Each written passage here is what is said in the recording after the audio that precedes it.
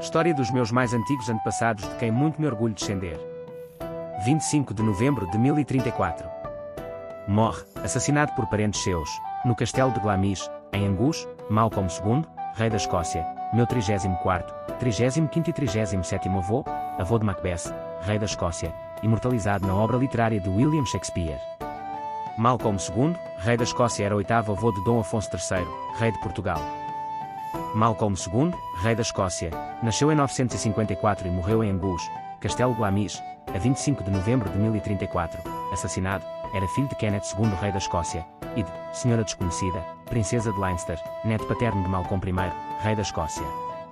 Malcolm II morreu dia 25 de novembro de 1034, assassinado por parentes seus, no Castelo de Glamis, em Angus, foi rei da Escócia desde 25 de março de 1005 até à sua morte.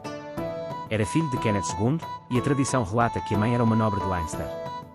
Malcolm II foi coroado rei, em Scone, como os seus antecessores. Disputou o trono com seu primo Kenneth III, que matou em 1005. Recuperou os territórios de Lothian, região histórica da Escócia, localizada no sudeste do país, entre os rios Tweed e Forth, em 1018. A sua vitória na Batalha de Carron levou Lothian a unir-se ao reino da Escócia, ficando tudo firmado pelo Tratado de Carron, em 1015. Numa altura em que os ingleses combatiam os vikings, Malcolm II fez várias incursões, obtendo territórios no norte de Inglaterra. Fez também alianças com os vikings, acordando o casamento de sua filha, Donada da Escócia, com Sigurd II o Gordo, conde de York e de Caithness, aumentando assim a sua influência para norte e fazendo também uma aliança com Strathclyde no oeste. Malcolm II combateu incansavelmente para expandir o seu reino, conquistando terras ao longo do rio Tweed e em Strathclyde, acabando por provocar várias dissensões, que resultariam no seu assassinato.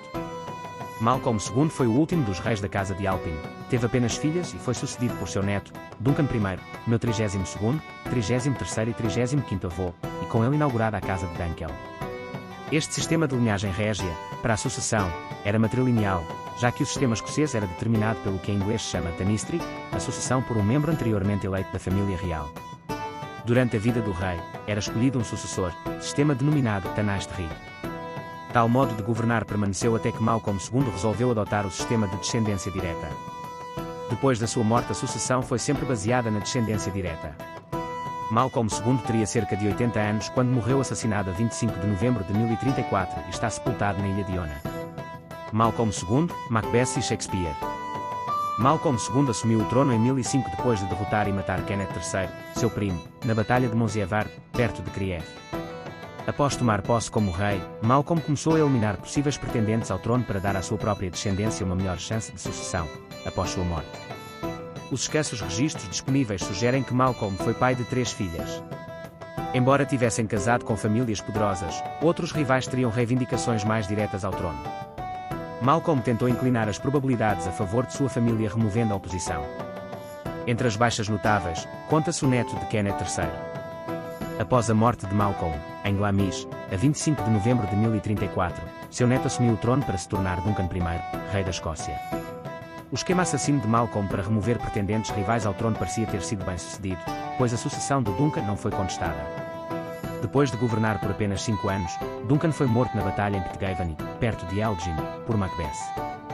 Séculos depois, esse episódio da história escocesa inspiraria um certo William Shakespeare a escrever uma peça vagamente baseada nos eventos.